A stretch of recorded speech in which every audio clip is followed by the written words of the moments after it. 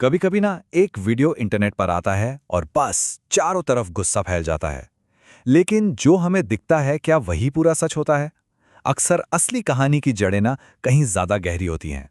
तो चलिए आज इस वीडियो के पीछे की जो असली कहानी है उसे परत दर परत खोलकर देखते हैं।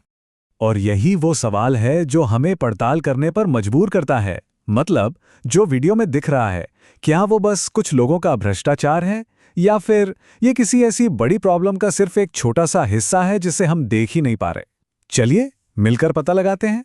तो ये पूरी कहानी शुरू होती है उत्तर प्रदेश के महोबा जिले से। जैसे ही यहाँ के एक प्राइमरी स्कूल का वीडियो वायरल हुआ ना, समझ लीजिए पूरे देश में एक नई बहस ही छिड़ गई। वीडियो में बिल्कुल साफ साफ दिख रहा था कि एक बड़ी सी बाल्टी है, पानी से भरी हुई, और उसमें सिर्फ 2 पैकेट यानी करीब 1 लीटर दूध मिलाया जा रहा है। और ये दूध छोटे छोटे स्कूली बच्चों को पिलाया जाना था। इस तस्वीर ने हर किसी को अंदर तक झकझोर कर रख दिया। देखिए, हमें यह समझना होगा कि ये मिड डे मील स्कीम जो है वो सिर्फ पेट भरने की योजना नहीं है। इसका असली मकसद तो ये है कि गरीब परिवारों के बच्चे कम से कम एक अच्छे पौष्टिक भोजन के बहाने स्कूल तक आएं, ताकि वो पढ़ लिख सकें और उनका शारीरिक और मानसिक विकास ठीक से हो सके। अब जैसे ही वीडियो वायरल हुआ, जाहिर है तुरंत सवाल उठने लगे कि भाई इसका जिम्मेदार कौन है। हर कोई एक विलन ढूंढ रहा था कि बस किसी एक पर सारा का सारा दोष डाल दिया जाए। और सबसे पहले शक की सुई किस पर गई? जाहिर है स्कूल के स्टाफ पर। लोगों को लगा कि या तो भाई खाना बनाने वाले ने दूध चुरा लिया है, या फिर टीचर और प्रिंसिपल ने मिलकर पैसे खा लिए हैं। मतलब आमतौर पर सबसे पहले दिमाग में यही बात आती है। और फिर अधिकारियों का भी तुरंत बयान आ गया। महोबा के जो बेसिक शिक्षा अधिकारी थे, उन्होंने साफ साफ कह दिया कि जो भी दोषी हैं उन पर सख्त एक्शन लिया जाएगा। अब इस बयान से क्या हुआ? इससे ये बात और पक्की हो गई कि भाई गलती तो स्कूल के ही कुछ लोगों की है। लेकिन कहानी में असली मोड़ यहीं से आता है। सोचने वाली बात यह है कि क्या सिर्फ खाना बनाने वाले या टीचर को सस्पेंड कर देने से प्रॉब्लम सच में खत्म हो जाएगी, या फिर ये लोग भी एक ऐसे सिस्टम का हिस्सा हैं जिसकी डोर कहीं और से खींची जा रही है?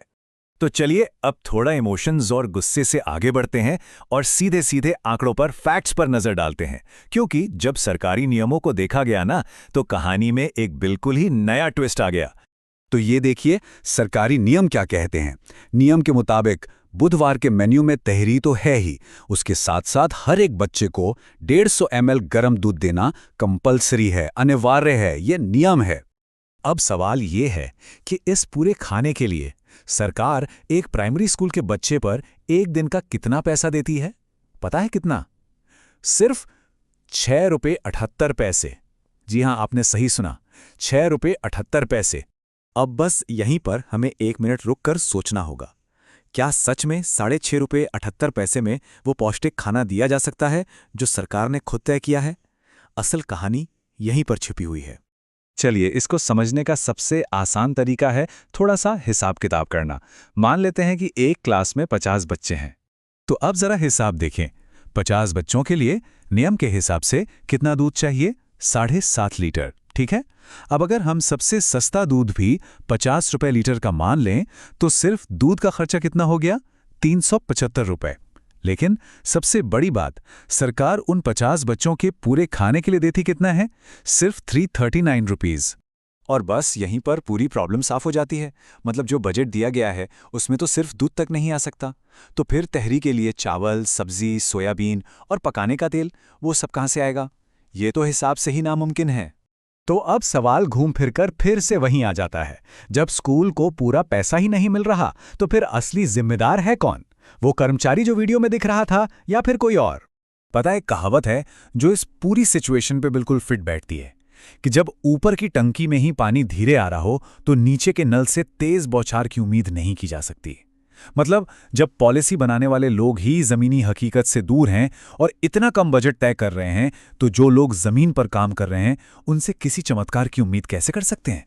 असल में ना, ये जिम्मेदारी की एक पूरी चेन है। हमें तो बस वो पहला आदमी दिखता है जो दूध में पानी मिला रहा है, पर हम उन लोगों को नहीं देख पाते जो एसी कमरों में बैठकर ऐसी पॉलिसीज बनाते हैं जिन्हें फॉलो करना ही नामुमकिन है।